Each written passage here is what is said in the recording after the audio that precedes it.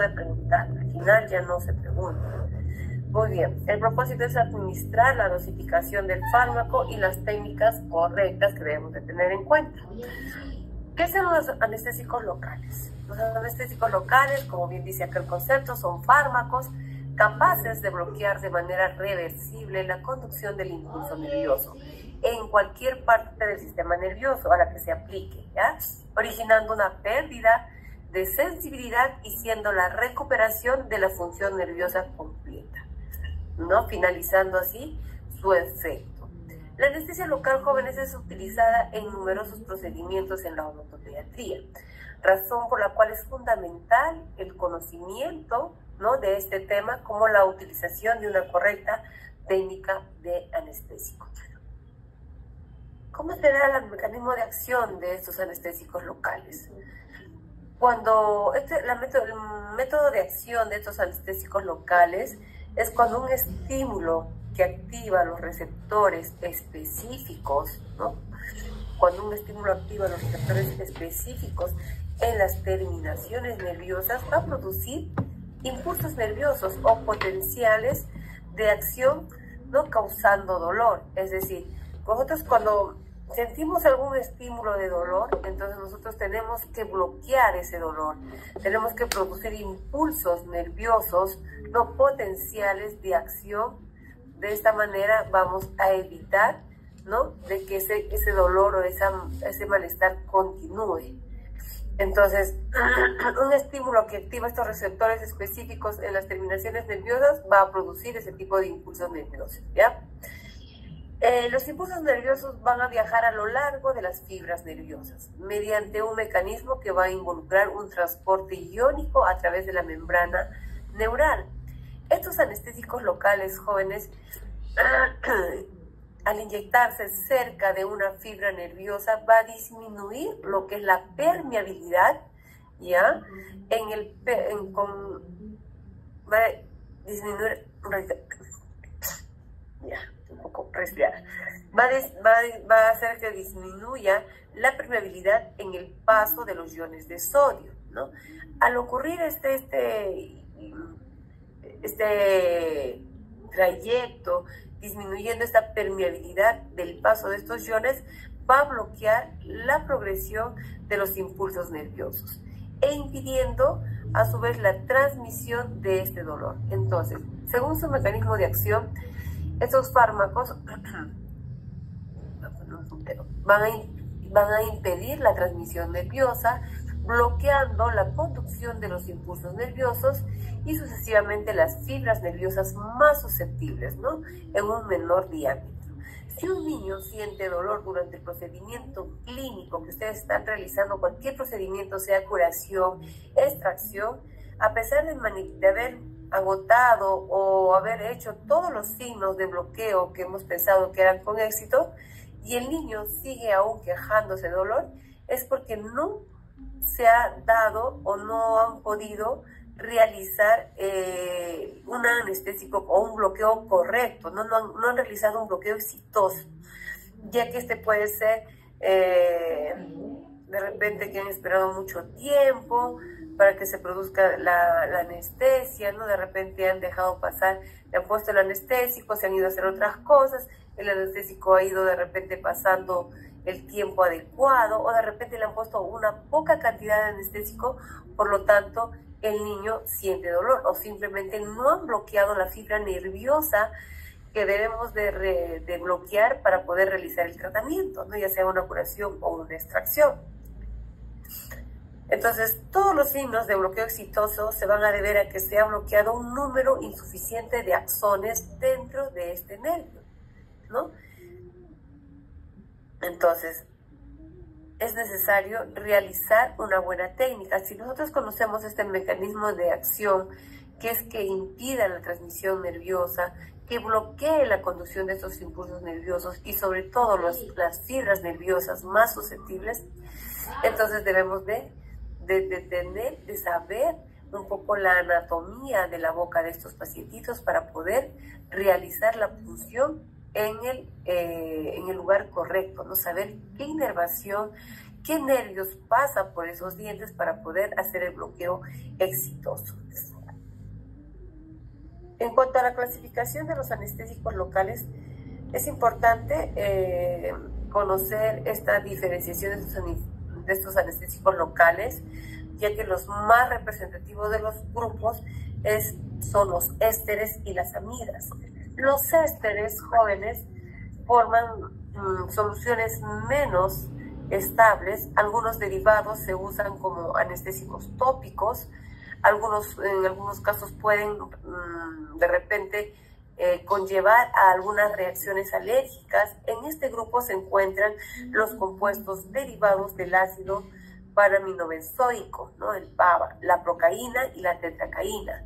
Estos ésteres van a se metabolizan en suero sanguíneo, ¿ya? Son poco estables, el periodo de actuación es corto, es rápido, las reacciones alérgicas de estos ésteres son más frecuentes, y dentro de estos ésteres se encuentran los anestésicos como son la procaína, la tetracaína, la benzocaína, la cocaína, la piperocaína, la ciclometicaína. Mientras que las amidas son los más utilizados, ya que son más potenciales, ¿ya? Se dice que son más potenciales y las encontramos muchas veces reducidas, permiten un tiempo de trabajo más largo, ¿ya? que los ésteres, y también reaccionan o tienen reacciones de hipersensibilidad. Tenemos dentro de estas... La diapositiva no se está moviendo.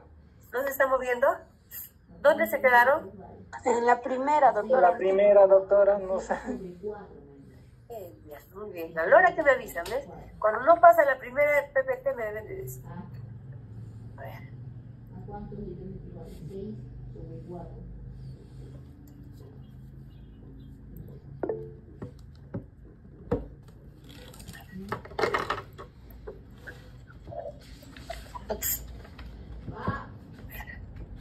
A ver. A ver.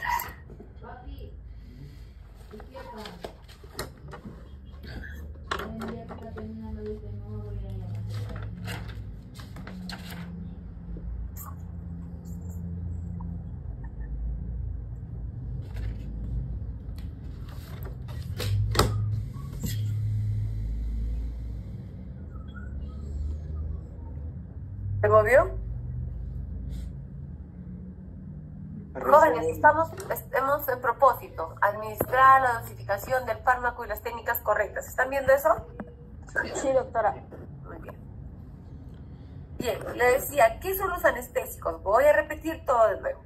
¿Qué son los anestésicos? Los anestésicos, la anestesia local, ya se utiliza en diferentes procedimientos en odontopediatría, razón por la cual es fundamental conocer la técnica, qué anestésicos debo de usar para un niño menor, para un niño puber. Si tengo frente a mí algún pacientito que tenga alguna insuficiencia renal, una insuficiencia cardíaca, ¿qué tipo de anestésico debo de usar?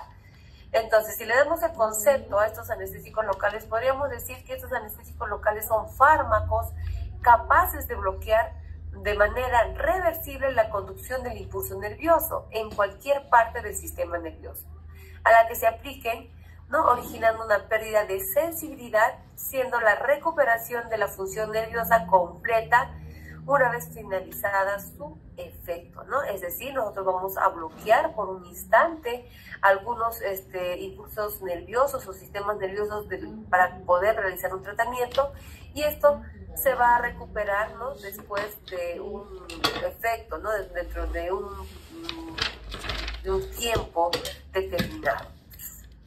Hablábamos del mecanismo de acción, ¿no? Su mecanismo de acción de estos anestésicos locales es cuando un estímulo que va a activar los receptores específicos de estas terminaciones nerviosas, va a producir impulsos nerviosos o potenciales de acción, causando muchas veces dolor.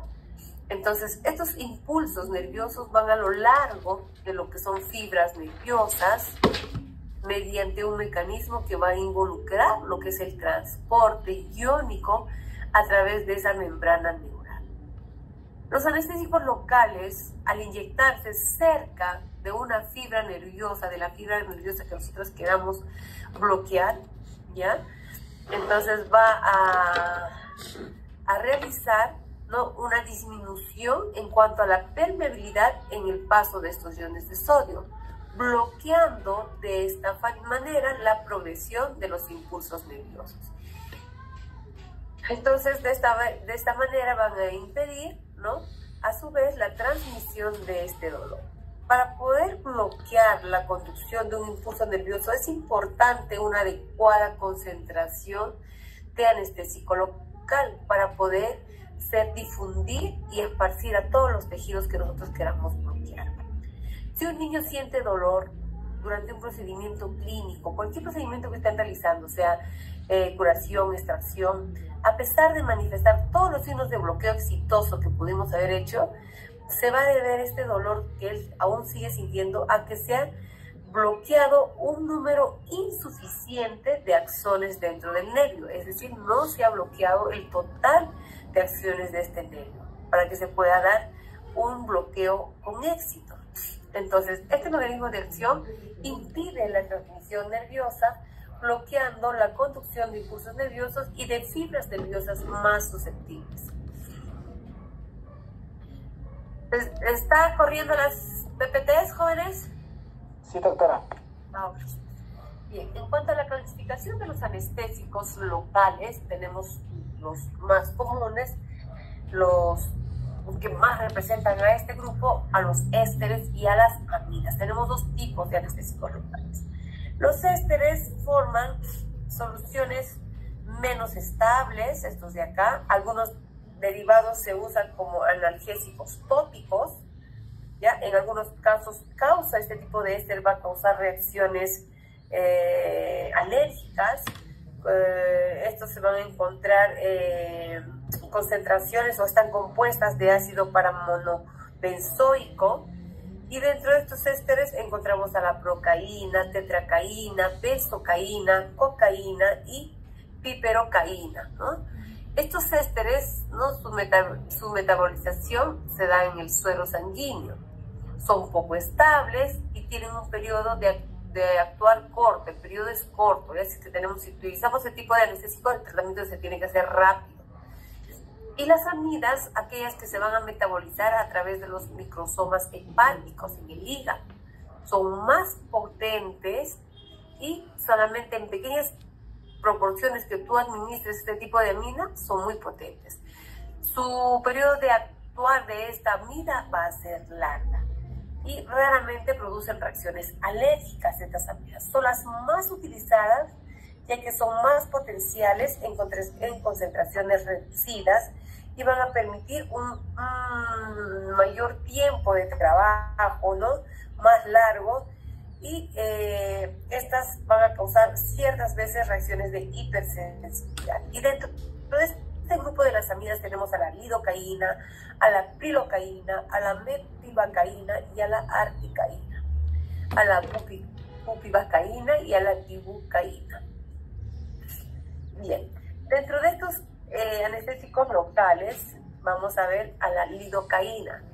La lidocaína, esta se metaboliza en el hígado, ¿ya? Pero esta lidocaína muchas veces tiene actividades cardiovasculares y epileptogena. Es decir, que si nosotros utilizamos esta lidocaína como vasoconstrictor, es importante que debemos de ver o conocer los efectos a nivel cardíaco y del sistema nervioso central, ¿no?, porque puede causar una actividad cardiovascular. Puede originar fenómenos tóxicos en pacientes susceptibles con alteración hepática o renal, ¿no? La lidocaína es la que más usamos en consultorio odontológico, así es que hay que conocer sus bondades, sus efectos, para evitar cualquier complicación. La articaína es una aminoamida, tiene la potencialidad de presentar un enlace y esto se metaboliza. El metabolismo de este anestésico de la articaína es rápido. Mientras que la metivacaína es un fármaco liposoluble con mayor fijación a las proteínas. Esta es la de mayor causa, esta metivacaína es la que mayor toxicidad va a presentar.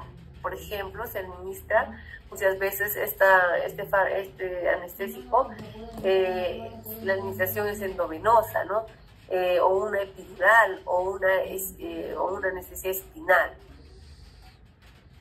porque la toxicidad de esta es mayor, o sea, tiene mayor en cuanto a cardiotoxicidad, la metivacaína, ¿ya? La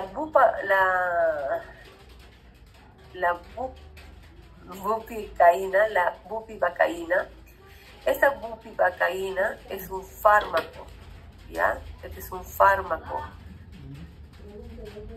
Perdón, me estoy confundiendo. La bupivacaína, jóvenes, es la que mayor causa grados de toxicidad cardíacas también. Y esta se administra cuando van a hacer tratamientos de repente cesáreas, donde ponen anestesias a nivel epidural, espinal. Y la mepivacaína, se metaboliza en el 99% en el hígado, y estos presentan menos toxicidad, ¿no? Estos son menos tóxicos y más activos, a diferencia de la lidocaína. Esta es la que causa mayor grado de cardiotoxicidad. Los nombres son iguales.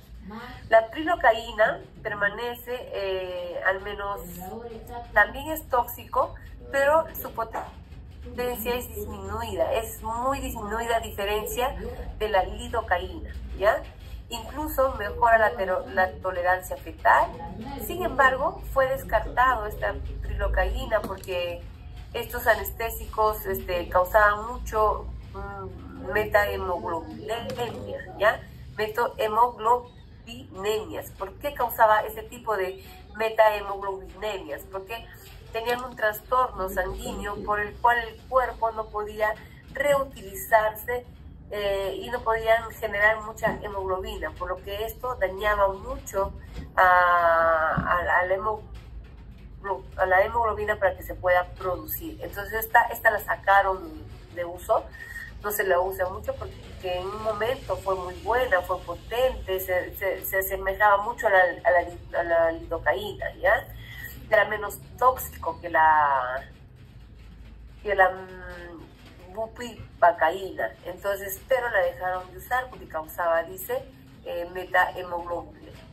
metahemoglobinemia, ¿no? Que era un trastorno sanguíneo que ocasionaba este anestésico, ¿no? ¿Por qué? Porque no transportaba mucho oxígeno y se encontraba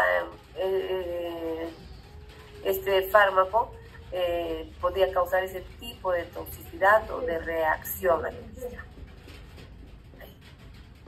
Clínicamente, ¿cómo podíamos ver a un paciente que haya recibido prilocaína y haya presentado un cuadro de metahemoglobinemia? Porque presentaban estos niños de repente un tipo de cianosis, los labios medios morados, y se hacía evidente ¿no? Este tipo de reacción con este fármaco. Mientras que los ésteres, ¿ya? Como son la benzocaína, la tetracaína, la clorprocaína, la procaína y la isobucaína.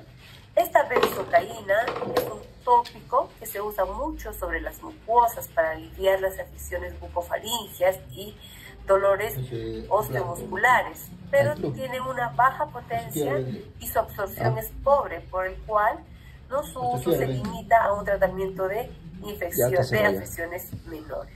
La procaína tiene una alta efectividad y una baja toxicidad. Sin embargo, aunque su acción es rápida y el tiempo de duración es corta, puede incrementarse si se combina con un vasoconstrictor, ¿no? Si lo combinamos a esta procaína con un vasoconstrictor, entonces podemos usarla como vía tópica o infiltración subcutánea, ¿no? Para un tratamiento de dolor que se pueda asociar de repente a unas heridas o alguna cirugía menor.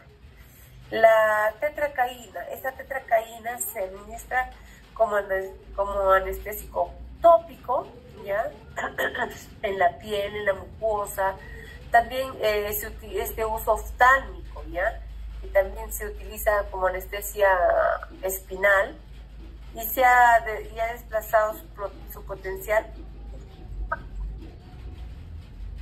por el riesgo de producir reacciones anafilácticas, ¿ya? Por eso es que se ha desplazado el potencial de esta tetracaína.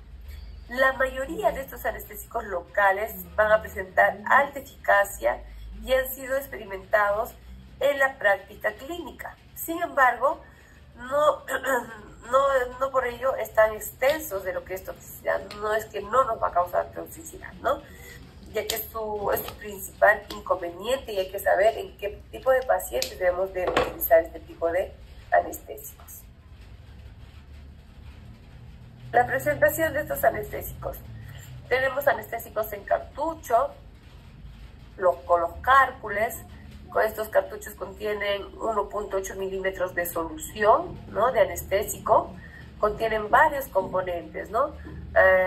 Tenemos a los anestésicos tipo amidas, a los conservantes, a los antioxidantes, sales orgánicas, son sus compuestos de estos anestésicos. En ocasiones se añade también un vasoconstrictor a estos anestésicos. Entonces, ¿de qué están compuestos estos anestésicos? Uno, por ser de un tipo amida, tiene conservantes para que se conserve este anestésico, ¿no? A veces tiene años de duración larga, son antioxidantes, contienen sales orgánicas. En ocasiones se añade un vasoconstrictor para poder lograr la coagulación de una herida.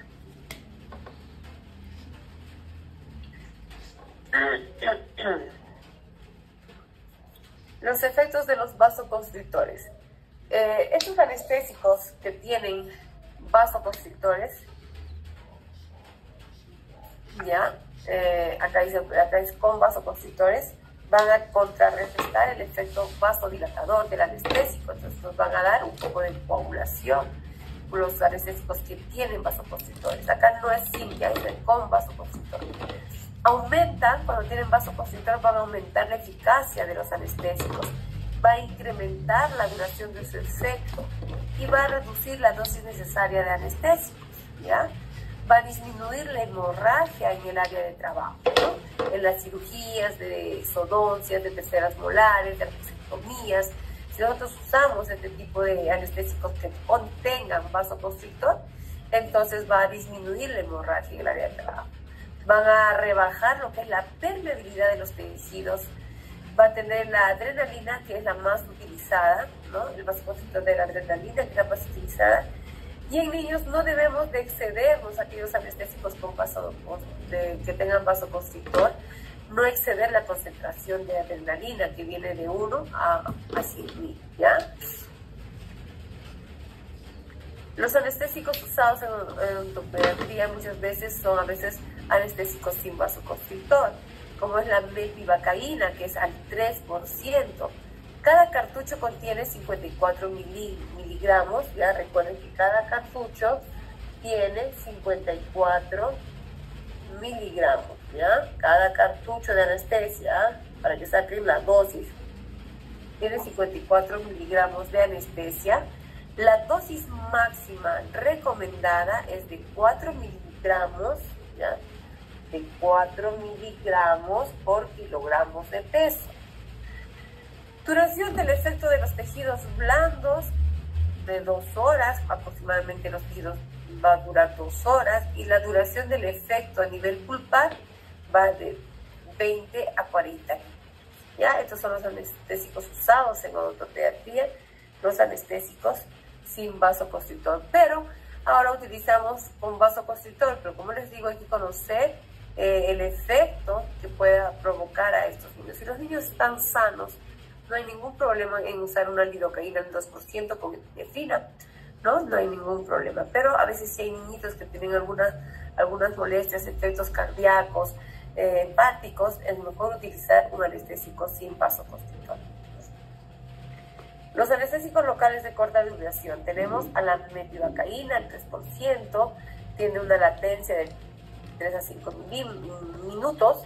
En la anestesia en la pulpa dura de 20 a 40 minutos y de 2 a 3 horas en lo que es el tejido blando.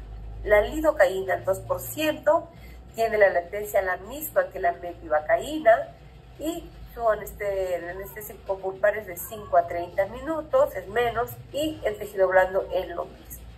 Cuando los órganos dentarios no están comprometidos pulparmente, entonces podemos tener este tipo de duración corta de estos anestésicos locales, tanto de la mepivacaína y de la lidocaína.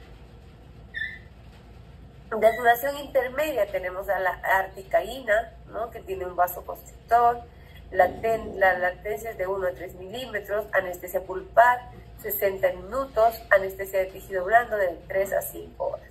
La lidocaína al 2%, que tiene epinefrina de 1.80.000, es de 3 a 5 minutos de latencia, en la pulpa 60 minutos de dura, y en tejido blando de 3 a 5 horas, es más extenso, con de una duración intermedia. Y la mepivacaína con epinefrina de 1 a 100 también, su latencia es de 3 a 5, dura 60 minutos y en tejido blando de 3 a 5 horas. Entonces, si nosotros vamos a hacer un tratamiento de pulpectomía, podemos optar por una lidocaína con epinefrina y con una mepivacaína con epinefrina, ¿no?, para poder obtener resultados óptimos de una duración intermedia para poder terminar y trabajar el tratamiento. De larga duración, la bupivacaína, ¿no?, con epinefrina de 1 a 200.000. La latencia es de 6 a 10 minutos. Mire cuánto dura en un tratamiento pulpar, de 90 a 180 minutos, hasta 12 horas todavía en tejido blando, es decir, va a durar regular el tiempo de esas anestesias. Cuando utilizamos estos anestésicos de larga duración, debemos dar las indicaciones del caso, porque como dura mucho el pasar la anestesia, los niños tienden a morderse el labio, tienden a realizar tremendas ulceraciones en el carrillo, en el labio inferior, ¿no?, y vienen con unas úlceras muy grandes que son muy dolorosas, que no pueden ingerir alimentos ni tampoco líquidos, ¿no? Entonces debemos dar las indicaciones a los niños después de un tratamiento que hayan recibido anestésico local.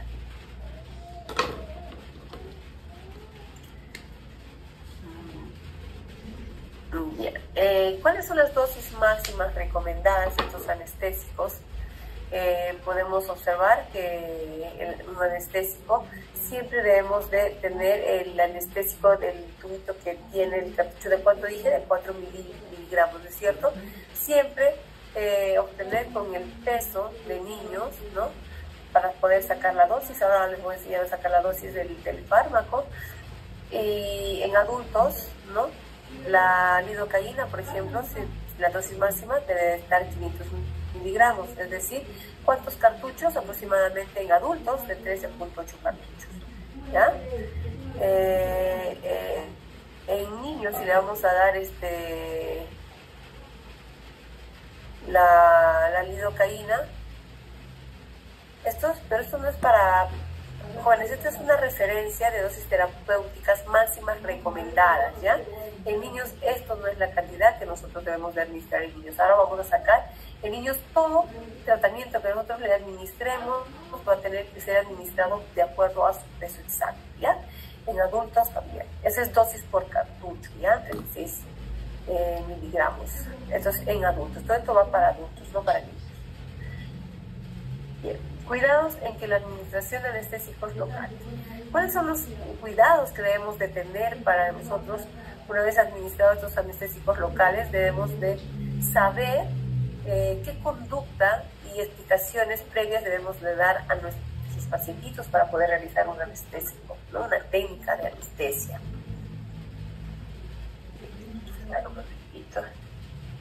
Un minutito, por favor.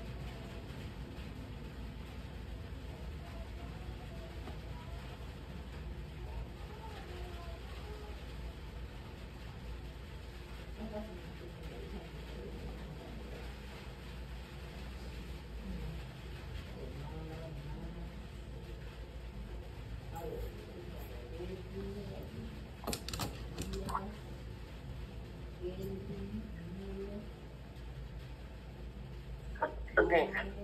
Entonces, lo que tenemos que hacer, ¿no?, para poder tener cuidados en cuanto a la administración de los anestésicos locales, uno de estos es ver la conducta del niño, ¿no? Cuando son niños muy aprensivos y no quieren colaborar, entonces es importante realizar el contacto visual con este niño. Cuando tú haces el contacto visual con este niño, te vas a entrar un poquito en su mundo, vas a poder llamar la atención de ese niño y le vas a empezar a explicar qué es lo que le vas a hacer, ¿no?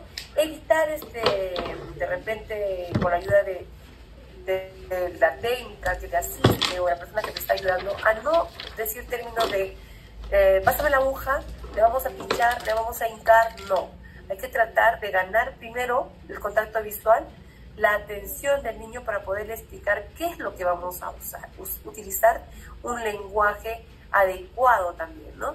Uno es el contacto visual, donde vamos a establecer el contacto con el niño, ¿no?, donde nosotros le vamos a transmitir toda la información respecto al tratamiento que nosotros le vamos a realizar, ¿no? Y esto hay que hacerlo debido a la edad de este pacientito, ¿no? Si nosotros no realizamos este contacto visual, no vamos a lograr, jóvenes, la atención de este niño. El niño va a estar, tú vas a estar hablando, el niño va a estar en otro mundo, va a estar más ansioso, temiendo que le puedas hacer algo, va a estar muy inquieto, ¿no?, y no te va a poder ayudar.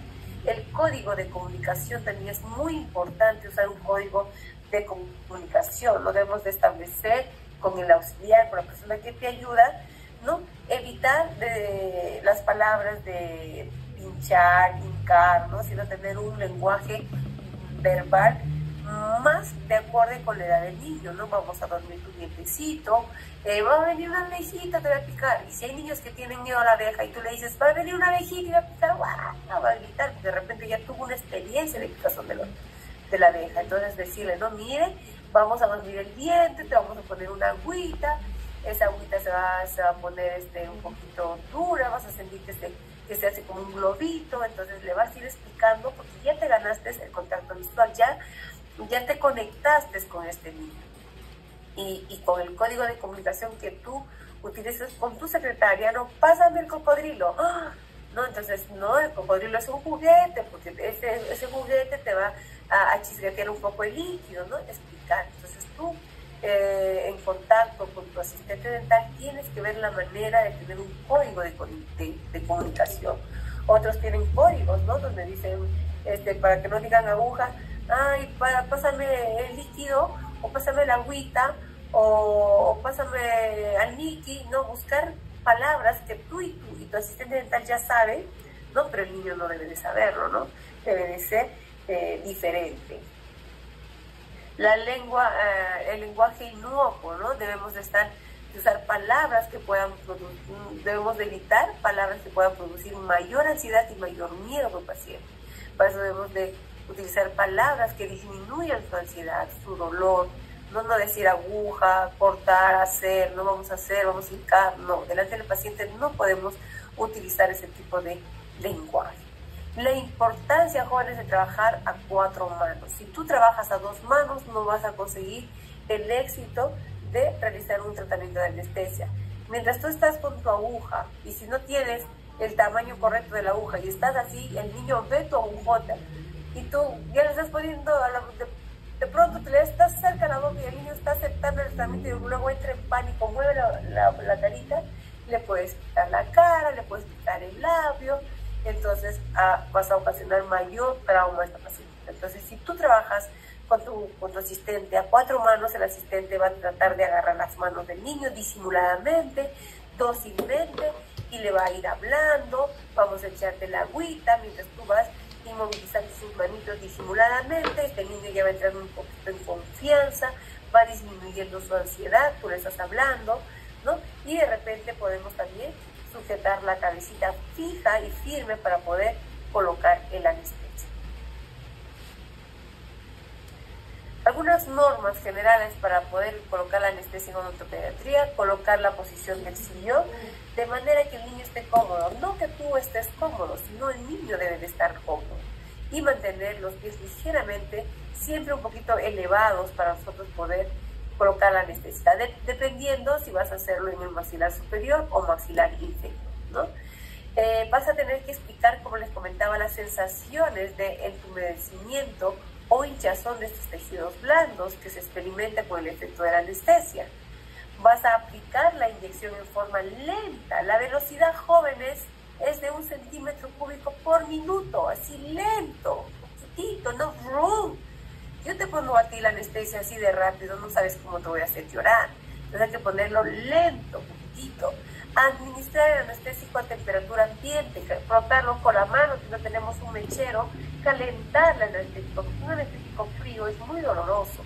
Entonces, si tú calientas el anestésico, ya sea frotando el cartucho con tus manos o calentándolo en un mecherito, entonces vas a tener mejor resultado, ¿no?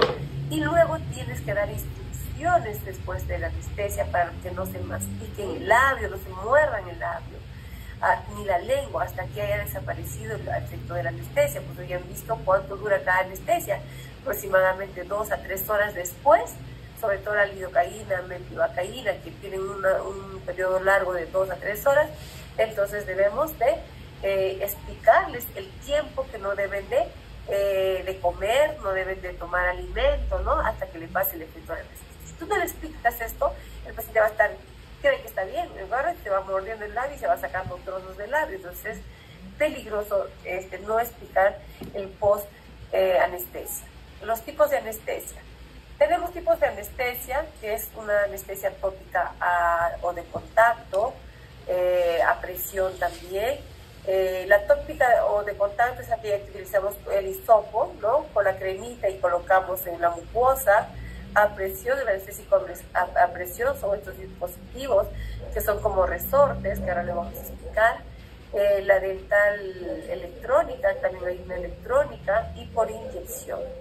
Por inyección podemos colocar infiltrativa, ya sea en el maxilar superior, inferior, anterior, dientes anteriores, anterior, inferiores, mandibulares, técnica del maxilar inferior, técnica de palatina, técnica lingual, técnica bucal, ¿cierto? Entonces, en los tipos de anestésico tenemos a la tópica o a la de contacto, es aquella que reduce la sensación de la molestia que se produce cuando le vamos a colocar el anestésico. Lo único que hace es reducir la sensación de la molestia en el tejido mucoso, es decir, en el fondo del surco. Vamos a disminuir la sensación de la molestia, pero sí va a sentir cuando colocamos, es una aguja muy, muy fina, podemos colocarle, y cuando vas a dejar el anestésico vas a sentir un poquito, pero la finalidad de este tópico de contacto es pues disminuir esa sensación, ¿no? De frente y colocarle la aguja. La presentación de esta tópica de contacto viene en gel, en líquido, en spray, en pomada, en parches. En los parches también se pone en el fondo vestibular, ¿no? O de la encía, y lo dejamos de ahí de 4 a 5 minutos y va a anestesiarte la zona que tú quieras colocar la infiltrativa. De dos tipos de contacto, ¿no? Tenemos a las benzocaínas al 20%. Al ser un éster, estos tópicos de contacto van a desencadenar reacciones alérgicas con relativa frecuencia. Por ejemplo, en bebitos hay que tener mucho cuidado por la reacción de lo que es la hemoglobinemia, ¿no? Donde podemos ocasionar a estos bebitos a que se pongan cianóticos sus labios, ¿no? A que tengan problemas sanguíneos, ¿no? De hemoglobina. Entonces hay que saber cuándo debemos de administrar, ¿no? Tenemos las benzocaínas al 20%, ¿no? Al ser un éster, como acá dice, puede ocasionar reacciones alérgicas. Para colocar esto se seca la zona que vas a colocar el anestésico con una gasa o rollitos de algodón y aplicas con un hisopo durante 1 minuto, esperas unos 30 segundos o hasta 5 minutos y puedes colocar la infiltrativa. El anestésico a presión tiene la finalidad coadyuvante de una anestesia local al inyectable, ¿no? Es igualito, se pone así a presión, adormece pone isquémica la zona de la punción y puedes colocar el anestésico. Esta técnica de presión consiste en una jeringa que no tiene aguja, con un resorte que permite administrar la anestesia a presión, ¿no? Presionando la anestesia a presión, se aplica en la encía. Es un método muy rápido, pero la brusquedad de la inyección puede causar un sobresalto y la ansiedad en el niño, ¿no? Porque va a sonar fuerte y va a hacer mucha presión. Y el tipo de anestésico electrónico tiene la finalidad también de reducir las molestias que produce la infiltración, la aguja, ¿no? Pero este también lleva agujas, sino la vibración de este anestésico cuando es eléctrico no siente tanto, más está concentrado el niño en el sonido que en la punción, ¿no? Y adormece rápido. También es una buena alternativa de usar este tipo de anestésicos electrónicos. En niños es muy bueno usar este tipo de anestésicos electrónicos, ¿no? Así el niño ya no sufre mucho y no está pendiente de la aguja. Las agujas son mínimas, son pequeñísimas y no se notan al momento de colocarlas. Esto se da por la aplicación de una corriente eléctrica administrada por una batería de bajo voltaje, 9 voltios, entre electrodos que se pueden adherir a lo que es la piel, ¿no? Produce una sensación de hormigueo, ¿no? Sienten hormigueo y a veces deja marcas o eritematosas en el lugar de la aplicación, ¿no? Pero sí es una buena técnica para niños que son muy ansiosos, es una técnica adecuada, buena. La infiltrativa, ¿no? Que es aquella periférica, la anestesia que vamos a usar para bloquear un nervio por difusión a través del periósteo, del hueso, ¿no?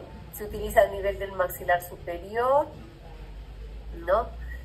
En dientes anteriores, ¿no? Posteriores, mandibulares, también se va a utilizar esta técnica de anestesia con inyección, ¿no? Para bloquear de repente centrales superiores, premolares, hasta la primera molar, ¿no? El dentario posterior que vamos acá a adormecer, solamente colocando lo que es la técnica por inyección. La infiltrativa, la punción a nivel del fondo del surco vestibular, depositando la cantidad de solución anestésica por encima del ápice radicular, ¿no? Deposita siempre una pequeña cantidad de anestésico cerca del ápice o de los decisivos centrales. La troncular siempre se va a dar, está indicada en dientes mandibulares, ¿no? Fundamentalmente vamos a bloquear el nervio dentario inferior.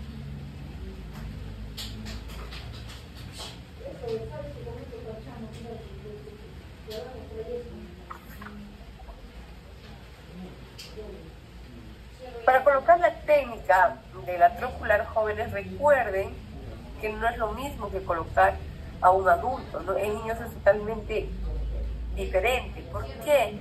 Porque el agujero que se localiza a nivel del plano oclusal,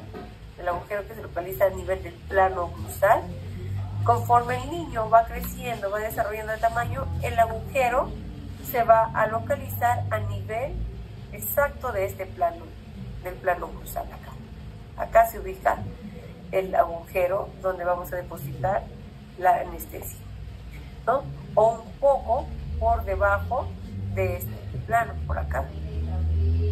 Pero en un adulto se encuentra en promedio a 7 milímetros, ¿ya? A 7 milímetros por arriba de este plano oclusal. Entonces, se pide al niño que abra la boca fuerte, ¿no? Grande, que abra la boca grande, y mientras el odontopediatra ubica con el pulgar la escotadura de esta rama mandibular, ¿no? Del borde anterior de la rama, los otros dedos deben de estar en el borde posterior de la rama, ¿no? La posición del foramen va a cambiar con la edad del niño, como les digo, ¿no? Si es un niño que va a ir creciendo poco a poco, está, ¿no? A nivel del plano oclusal. Entonces, si nosotros este es un niño que está a nivel del plano cruzal, entonces localizamos el foramen y colocamos el anestésico, ¿no? La aguja se inserta entre el reborde oblicuo interno, ¿ya? Entre el reborde oblicuo interno y el rafe pterigomandibular o el ligamento pterigomandibular. Acá se da, ¿no?, la función de la aguja. La aguja se inserta acá en este borde oblicuo interno y el rafe, el borde oblicuo interno y el rafe pterigomandibular.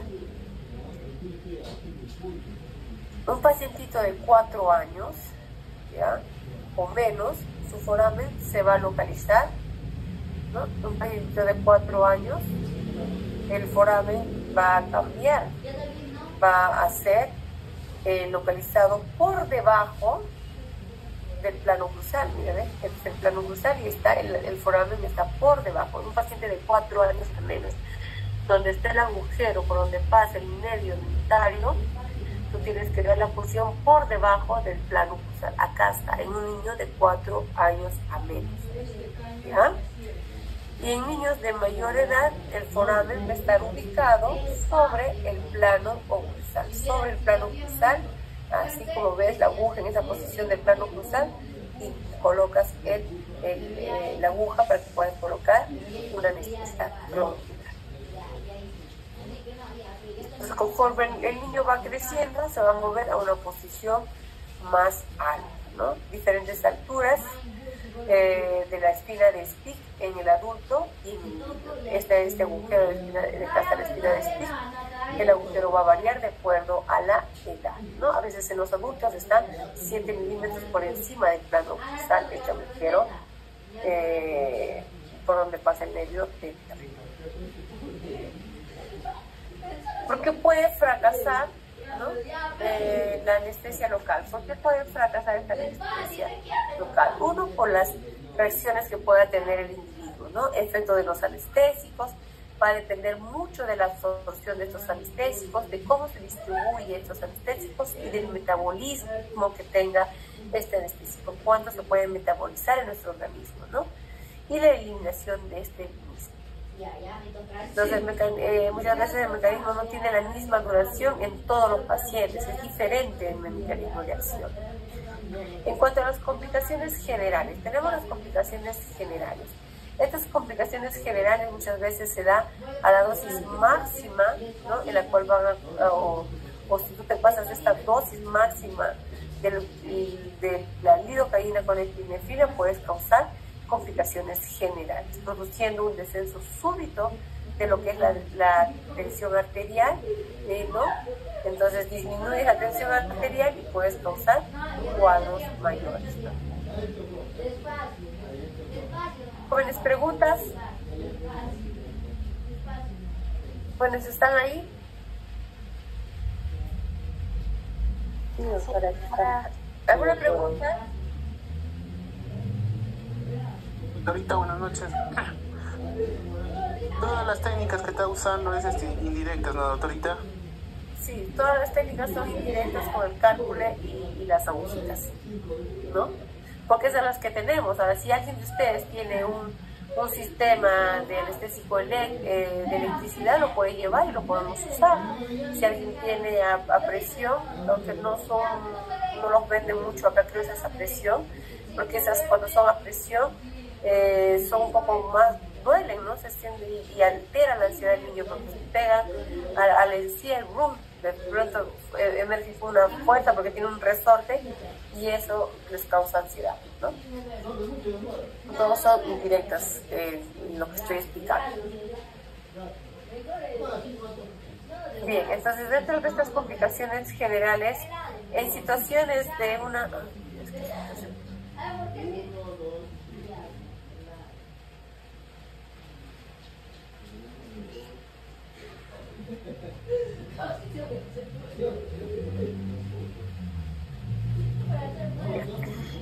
Estas complicaciones generales, por ejemplo, situaciones de tensión emocional en pacientes que contienen la respiración, reduciendo el aporte de oxígeno, hay que añadir efectos de la de los efectos de la ansiedad de estos pacientes, ¿no? Por ejemplo, si hay pasa tener niños de todo tipo de emociones, ¿no? Estos son pacientes muy ansiosos, ya les va a faltar oxígeno, ¿no? Entonces, a todo esto tenemos que sumar estos efectos para que pueda haber complicaciones. En la gente de pacientes muy ansiosos, si le aplicas un anestésico con lidocaína que tenga epinefrina, vas a causar una alteración en cuanto a la tensión arterial y vas a causar como una asfixia, ¿no? En este niño. Entonces ahí puedes ocasionar algún tipo de reacción. Entonces, ¿cómo podemos evitar ese grado alto de ansiedad? Haciéndole respirar al niño 3 veces. Respira profundamente, le dices, ¿no? Una, otra vez, que el respiro sea largo y profundamente, ¿no? Entonces, de esa manera vamos a disminuir esa tensión emocional que este paciente tiene, ¿no? Para poder aplicar la inyección. Porque si tú no detectas esta tensión emocional, le colocas la anestesia, te va a decir que no respira, que le da ganas de desmayarse, un síncope. Entonces tienes que detectar esta tensión emocional. También vas a estar frente a problemas de reflujo nauseoso, produciendo la pérdida de sensibilidad en el paladar blando, ¿no? Por ejemplo, cuando tú vas a poner una anestesia en palatino para que puedas de repente hacer una extracción de la pieza 6-1, 5-1, le pones la anestesia en palatino, entonces como se bloquea esa zona del paladar, entonces va a tener reflejos nauseosos muchas veces, ¿no? Entonces todos estos efectos van a tener complicaciones tóxicas y sistémicas, producido muchas veces por sobredosis de anestésico. A veces no le agarra, le pones un cartucho más, otro cartucho más, y entonces podemos hacer uso o un abuso de lo que son las dosis de estos fármacos. ¿Qué agujas debo de usar? El uso de las agujas en odontopediatría va a requerir un manejo sumamente cuidadoso por el paciente, ¿no? ¿Por qué? Porque va a haber el temor de ver una aguja grande, ¿no? En la mayoría de los pacientes niños hay que tener mucho cuidado en no mostrarlo las agujas, a no ser que su capacidad intelectual, su grado de maduración sea buena y tú puedas lograr hacerle perder el miedo de la aguja, entonces lo puedes hacer. Pero si ves que este niño está ansioso, está viendo, va a todos lados como un relojito, mueve su cabeza para ver qué le vas a poner, dónde está la aguja, entonces vas a causarle mayor ansiedad, ¿no? Entonces, el temor tampoco escapa de las personas adultas, ¿saben? Pacientes adultos. Hoy día atendía a un paciente adulto porque no estaba mi esposo para atender. Y bueno, en los niños tengo cuidado, utilizo un cocodrilo, ¿no? Le hablo, hago contacto visual y todo lo que necesito. Pero con los adultos no, porque son adultos y creo que tienen el grado de madurez como para que puedan aceptar un anestésico, ¿no? Pero me dio la sorpresa. Y cuando mi paciente cuando mi asistente me pasa el anestésico por izar la tapa del cartucho, yo llevo a la boca, el paciente sacó la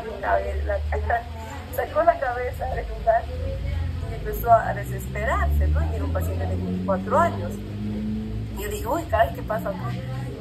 Y entonces tuve que hacer contacto directo, contacto visual con este paciente, porque no me quería escuchar. No, doctora, espéreme, voy a respirar. Cálmate, le digo.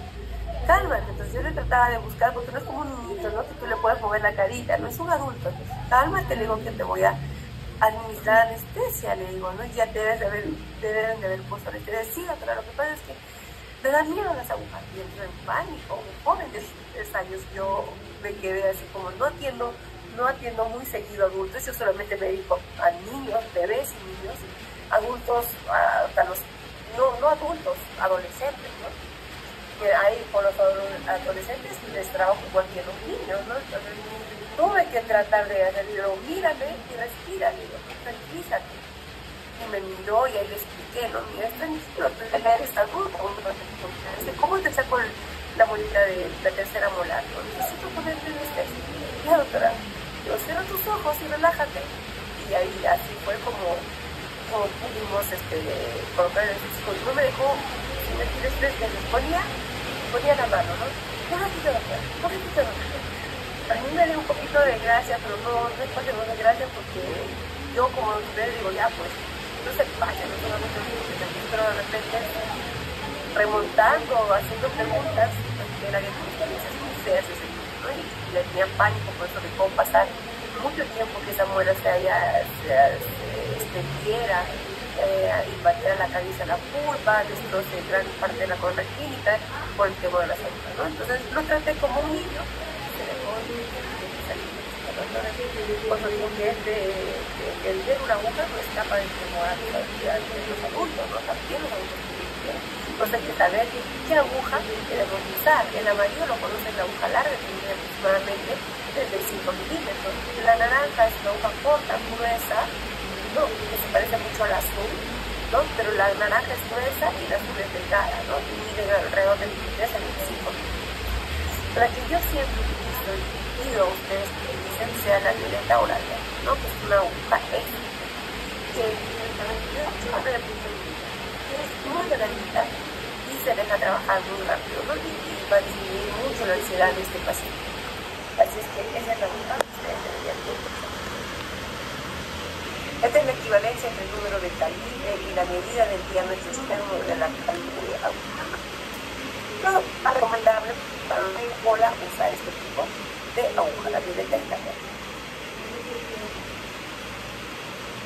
Retomando lo que era la dosis máxima permitida según Silva en el año 87 de los anestésicos de la lidocaína y metivacaína, que es la que más usamos en una autopsia con vasoconstrictor, es de 6 miligramos por kilogramo de peso, ¿ya? La literatura anterior nos decía que era 4 miligramos y por eso lo dije, por kilogramos de peso, pero según Silva indica que sea 6 miligramos por kilogramo de peso. La pilocaína en 8 miligramos. Tanto la metivacaína y la lidocaína se debe de sacar con 6 miligramos por kilogramo de peso, ¿ya? Recordemos, y sin vasoconstrictor, la lidocaína administramos con 4 miligramos, como indicaba el autor anterior de los estudios anteriores, 4 miligramos por kilogramo de peso. Sin vasoconstrictor. Con vasoconstrictor, jóvenes, ya saben que es 6 miligramos por kilogramo de peso, ¿ya? Y la pilocaína, 6 miligramos.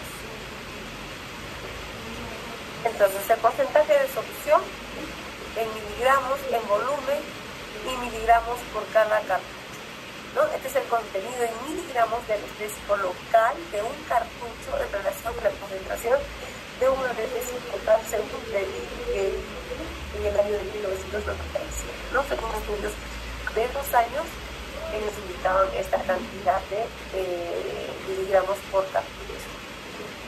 ¿Cómo puedo sacar la dosis, jóvenes, de anestésico? Ustedes,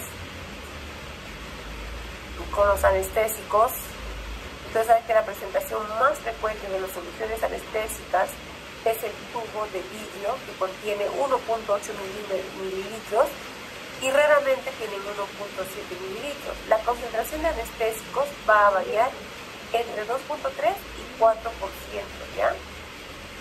Entonces, si nosotros vamos a colocar, y el vasoconstrictor de la solución, vamos a irnos acá, igual.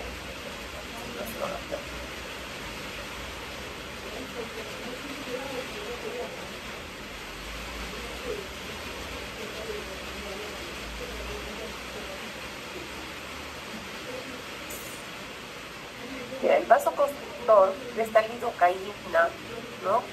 Que tengan el vasoconstrictor en proporciones de 1 a 1500 o de 1 a 80.000.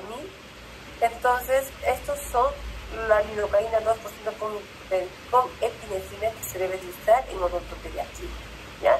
Se recomienda la mayor concentración de 1 a 80.000, ¿no? Que contengan el contenido de epinefrina.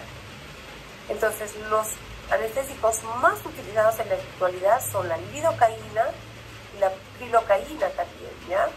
Y la monotropediatría, la metivacaína. Entonces, si nosotros tenemos un peso de 22, ¿ya?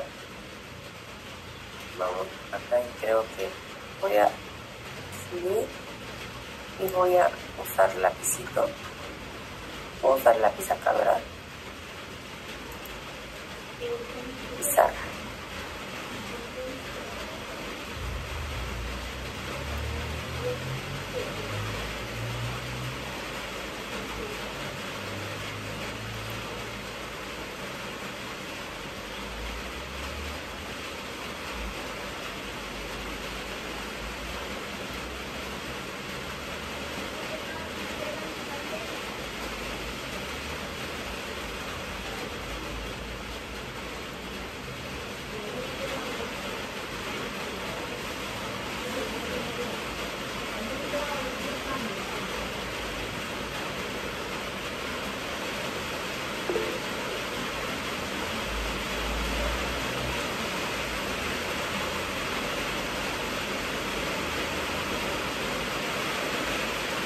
Por ejemplo, yo tengo un peso. ¿Están viendo, jóvenes? Sí, doctora. Sí, doctora. Yo tengo un peso de 22 kilos y utilizo una anestesia que tenga lidocaína, una anestesia lidocaína, una lidocaína de 6 miligramos, una lidocaína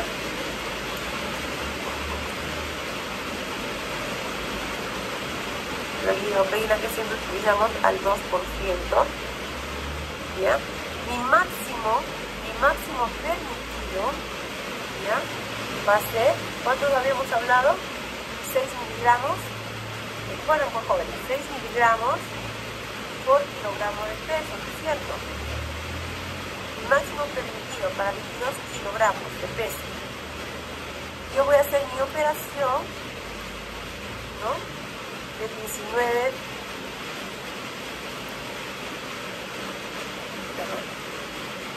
de 22 por 6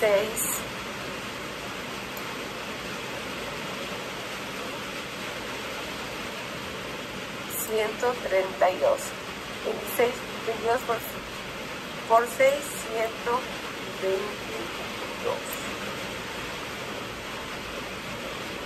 132 sobre 36, porque recuerden que el cartucho, ¿cuántos miligramos tenía de líquido? 54 miligramos. Haciendo una regla de 3 simple nos sale 36. Entonces, ¿cuántos cartuchos debo de administrar a este paciente que pesa 22 kilos? Debo de administrarle máximo, dosis máxima, 3 cartuchos por 0.66 de anestésico en día. Esto es la cantidad máxima de cartuchos que yo debo de poner a un niño que pese 22 kilos. ¿Ya? Si pesa 19 kilos, igual 19 por 2, 19 por 6, perdón, porque hay que recordar que el máximo permitido es 6 miligramos por kilogramo de peso. Entonces, si tiene un peso de 19,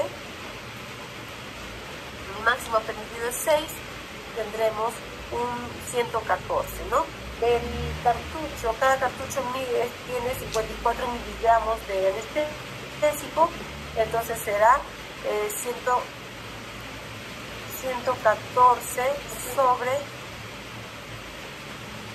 54 aproximadamente, lo cual me va a dar un total de 2.11.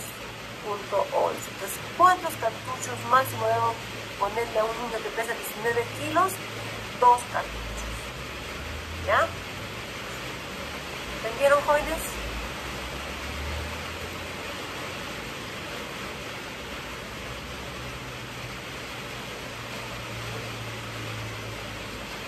¿Jóvenes están ahí? Sí, doctora. entendieron, ¿verdad? Pregunten, jóvenes, a ver si me están entendiendo. Doctora, lo que digo que tengo que... Muy bien. Entonces, teniendo los conceptos básicos, generales, de lo que es cómo colocar las anestésicas infiltrativas a nivel, si son incisivos centrales, colocar el anestésico a nivel, ¿no?, del fondo del surco vestibular y depositar la anestesia infiltrativa. Ustedes han hecho ya esas clases en maquetas, han llevado anestésico con P1, ¿verdad?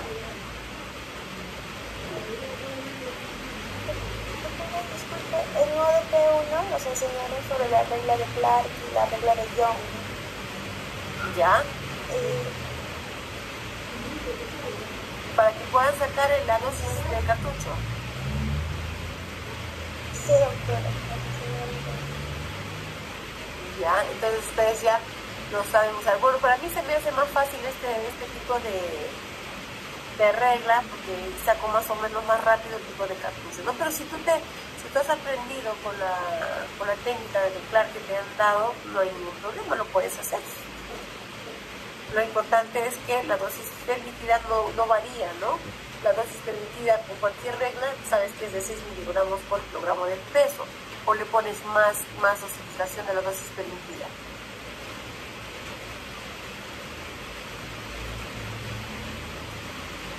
¿Qué me preguntó?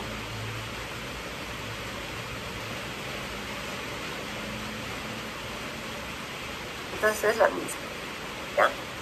Bien, ahora vamos a hablar un poquito de las exodoncias, ¿ya? ¿Cuáles son las indicaciones para poder realizar un tratamiento de exodoncia de un diente deciduo? ¿No? Tenemos que tener las indicaciones de que sean restos radiculares, destrucción coronaria, como lo vemos acá,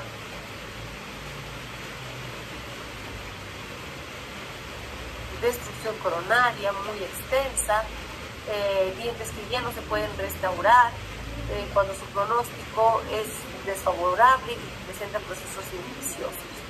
Cuando tenemos casos de penetración de piezas fenestradas, ¿no?, cuando se sobrepasa el límite, también tienen que ser extraídas. Cuando hay fracturas, movilidad dentaria con fractura radicular, también es un caso indicado para una exodoncia.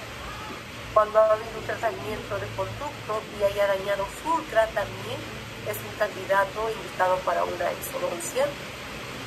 Cuando los dientes se han ubicado en una posición anormal y persisten en el arco maxilar, también se debe indicar las extracciones, ¿no? Esta es la retención prolongada del arco, interfiriendo en la erupción de los dientes sucesores. Esto es cuando se da una prisólisis irregular, una fractura radicular, en dientes anquilosados, sumergidos, cuando hay una reabsorción interna muy intensa que va a imposibilitar la terapia pulpar, debemos de realizar extracción. Y a veces están indicadas las extracciones seriadas por indicación del ortodoncista. En cuanto a las contraindicaciones, ¿no? Las contraindicaciones de una exodoncia, las estomatitis infecciosas agudas, sin consentimiento del médico, cuando presenten una displasia sanguínea, un problema de cardiopatía, cuando tengan problemas hepáticos, renales, ¿no?, o de repente tienen alguna neoplasia maligna, un tipo de cáncer, o presentan diabetes, están contraindicados las extracciones, ¿ya? Totalmente contraindicadas.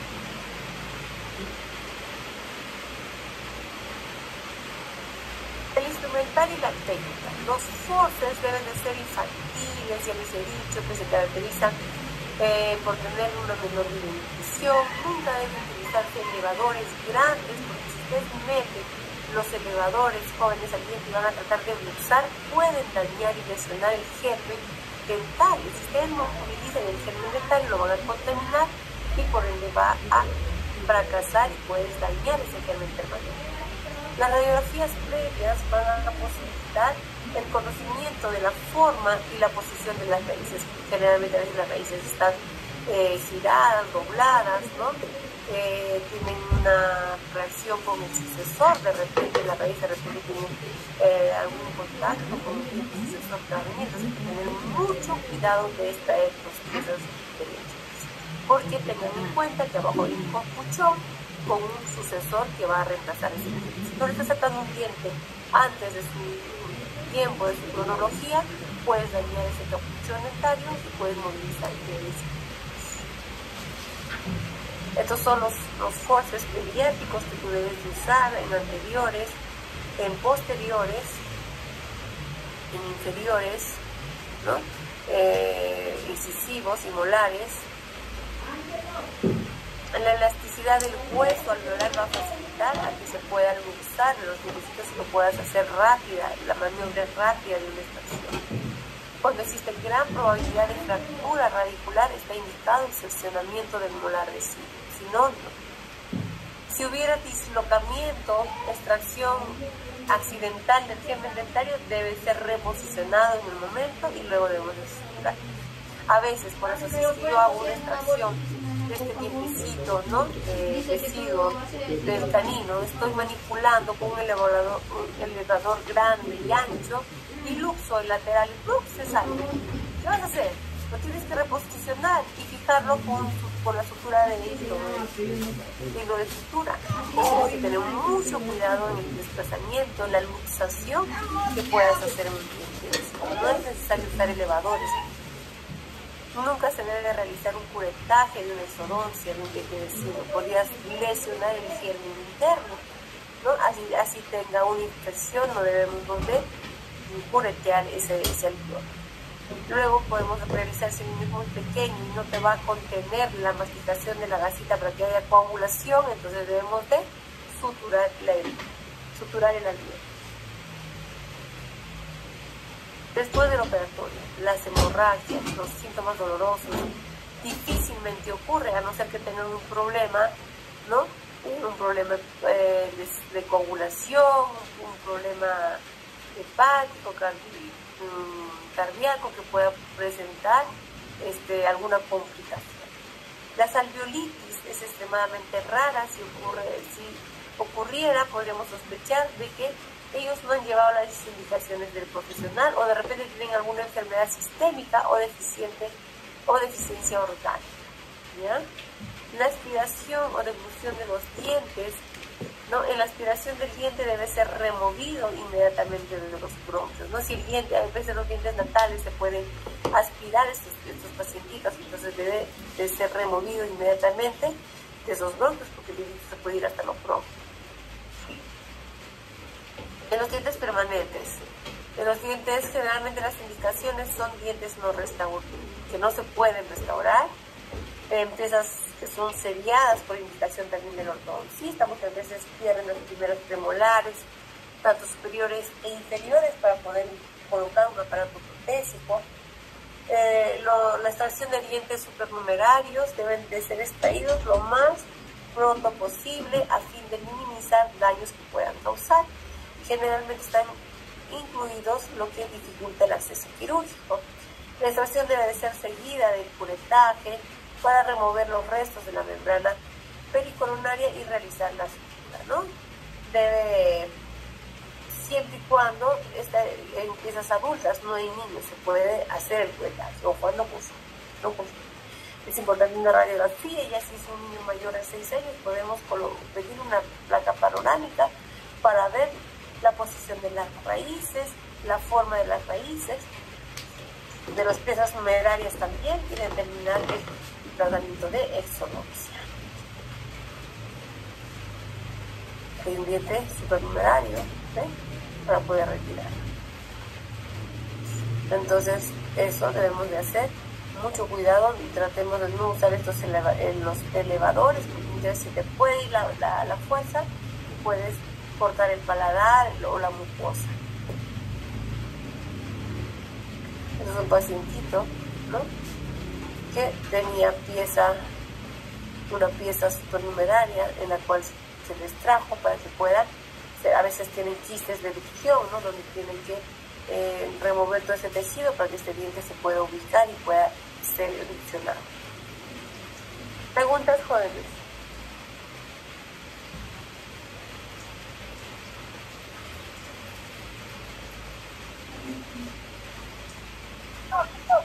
Preguntas. ¿Ninguna pregunta? ¿Nadie quiere preguntar? ¿De anestésicos, de exodoncias?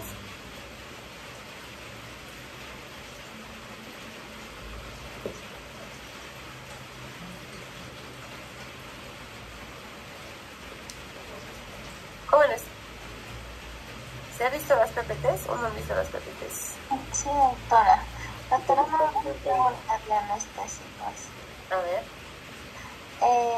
Usted estaba indicando que cada anestésico tiene un periodo de latencia. ¿Eso a qué se debe? ¿Que tengo que esperar ese tiempo o ese tiempo es de duración? ¿Eso me podría explicar? Ya, debemos de esperar el tiempo de absorción de ese medicamento, porque cuando tú pones el anestésico, inmediatamente no vas a hacer la extracción o la curación. Debemos de esperar un periodo. Por ejemplo, si es un anestésico local de corta duración, ¿ya? Entonces, la latencia indica de que tú, una vez que coloques, debes esperar por lo menos 5 minutos para que tú puedas realizar el tratamiento en estos anestésicos locales de corta duración. Si es una curación intermedio, de 3 minutos esperas para que tú puedas realizar el tratamiento. En el caso de la lidocaína, si la lidocaína, de 3 a 5. Si quieres asegurar por un procedimiento óptimo, 5 minutos te esperas después de realizar la filtración del anestésico. Y si es de larga duración, ¿no? Puedes esperar hasta 10 minutos. ¿Por qué? Porque después de los 10 minutos vas a obtener un mayor resultado de haber bloqueado esos nervios y puedas tú realizar el tratamiento en el tiempo que tú quieras, ¿no? Que te puedas demorar. De repente se te complica la extracción, te puede dar, mire, hasta 12 horas esta de larga duración, ¿no? Entonces debes de esperar el tiempo para que tú puedas hacer el procedimiento. ¿Quedó claro? Sí, doctora, gracias. Ángel, ¿también te lo preguntó?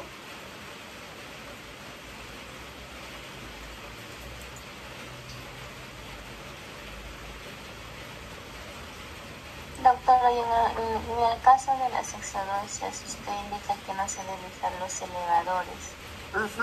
Ajá, ¿y qué reemplazaría eso? Simplemente de frente usar el faucet y maniobrar, hacer giros de rotación muy suaves, no fuertes, y vas girando derecha, vas girando izquierda, vas haciéndote un poquito vestibular, un poquito palatino, pero más es el movimiento de rotación y sacas el píncel. Ahora, si tú te has acostumbrado a usar los elevadores y lo haces con cuidado y tienes ya mania, dominio de usar los elevadores, lo puedes usar. Pero tengan, jóvenes, cuidado con dañar el germen dentario del diente sucesor. Hay que tener mucho cuidado porque puedes dañar el germen del sucesor, porque los elevadores son largos. A veces la muela está acá. Segunda demostración.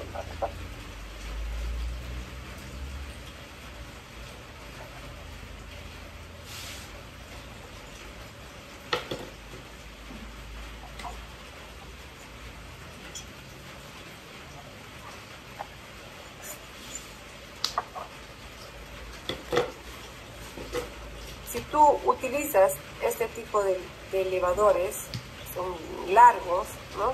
Y tú te apoyas en este lado, ya sea mesial o distal, y cuando tú agarras y introduces este elevador, se te puede ir la mano y ¡fup! Se te vas adentro. Y dañas el capuchón dentario de la molar o de la piecita que es la que va a suceder a este dientecito, ¿no? La que va a venir. Entonces evitemos esto. Ahora, si tú vas a usar el elevador, tienes que buscar un punto de apoyo. Y si buscas un punto de apoyo en este diente que de repente esté luxionado, lo puedes luxar. Con el punto de apoyo que haces, lo luxas y lo sacas de su alveolo. Si eso ocurre, tienen que volverlo a reposicionar y colocarle un hilo de sutura para que vuelva a que los tejidos, ¿no? vuelvan a colocar al dientecito, a fijar al dientecito. Entonces yo no utilizo elevadores porque podemos dañar los técnicos. Pero si tienes maniobra en cuanto al trabajo y puedes realizarlo, hágalo con mucho, jóvenes, con mucho cuidado. ¿Ya?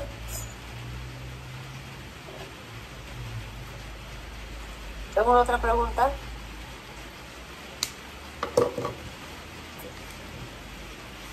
Doctorito, solamente forces se va a utilizar, ¿no? Fuerza se va a utilizar, pero como se lo estoy diciendo, está completamente contraindicado. Simplemente digo que deben de tener cuidado. Particularmente no lo realizo, no lo hago. Y ustedes que están aprendiendo, eviten usar los elevadores, ¿no? Eviten. Si lo van a usar y quieren luxar un poco la piecita, ¿no?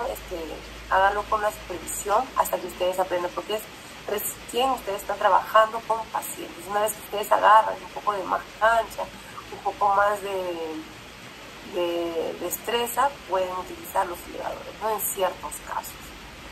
En dientes permanentes jóvenes, si es una extracción para ortodoncia, sí necesitamos los elevadores, ¿no? En una pieza dental permanente joven, ahí sí, para usarlo y poder retirarlo con el rostro. Pero en niños no necesitamos mucho de usar los elevadores.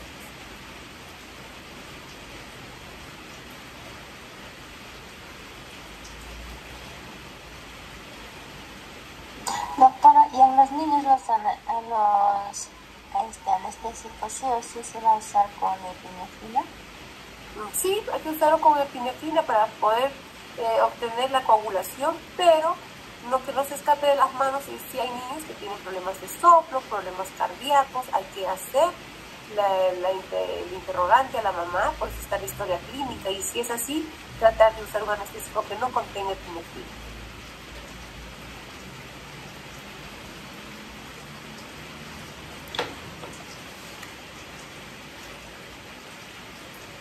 ¿Alguna otra pregunta, jóvenes?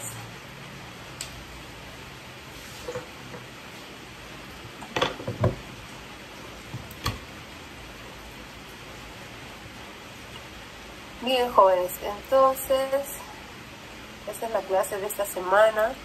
Avancen sus casos. El grupo flexible me está sustentando este viernes sus casos integrales, ¿ya? Están presentando sus casos integrales en PPTs, su historia completa, y también del grupo regular está para el día 25. Ya no se descuiden, jóvenes, que ahí va su nota de actividad 1, actividad 2 para su consolidado, para su nota de su examen del parcial, ¿ya? Que es en la 8ª semana. Así es que no se descuiden, traten de ya presentar sus casos este viernes con los chicos del grupo flexible. ¿Alguna pregunta respecto a eso? Más boda a los niños. ¿Ah? Doctora, Sí. ahorita en caso si aún no tenemos otro paciente, ¿Cómo? doctora Jessica, en caso si aún no tenemos aún nuestro paciente integral, esta semana, Mira, si no tienen en esta semana y van a presentar, porque solamente es a septiembre, después de septiembre ya no acepto casos integrales. Y si me vas a presentar a destiempo, que no me presentes el 23, me presentas el 29 de septiembre, tu nota no va a ser la misma, va a ser una nota mínima, ya, porque hemos dado un plazo, ¿no? Incluso del 20, pero como ustedes tienen viernes, 22, y el grupo regular le tocaría el 26. Hasta el 29 voy a dar plazo para que puedan presentar sus casos integrales. No presentan sus casos integrales, jóvenes, lo siento mucho. Ustedes ahorita hay un manejo de una rúbrica de calificación y se tiene que respetar esa rúbrica de calificación que indica el reglamento de la universidad, ¿no? No podemos escapar de los reglamentos de la universidad, hay que ser respetuosos de los reglamentos, ¿ya? Entonces ya, si no encuentran hasta el 29, estoy dando el plazo del integral, no consiguen hasta el 29, yo lo siento mucho, no van a poder obtener una nota buena. Después que consigan integral y no lo presenten, ya tienen una nota. Para la final, su sumada con todo su récord que caben, ¿no? Tienen una nota aprobatoria en la final y no presentaron su nota para el parcial, entonces ahí no van a tener un buen promedio, de repente no pasan y el problema es para ustedes, no para mí. Ya, doctora, muchas gracias. ¿Ya? Muy bien, jóvenes, nos vemos el día viernes para que presenten su caso, ¿ya? Todos los que ya tienen paciente íntegra. Sí. Doctora, y por favor, si es un poco tarde por motivo de internet, me puede considerar de ascenso. Ya lo he cerrado. ¿De qué ciclo, de qué modalidad eres? Es flexible, doctora. Flexible, buena. Cardina, Traten de llegar temprano, jóvenes. Traten de llegar temprano a la teoría. ¿Rondinel? Está mal. ¿Rondinel Taipe? ¿Izárraga Quiñones? No, doctora, Lizárraga. Izárraga Yutupa. Sí, doctora, por favor. Me avisa. Muy bien, jóvenes. Entonces nos vemos el viernes. Nos vemos. Buenas noches, jóvenes, con todos. Hasta el viernes, doctora. Nos vemos el viernes.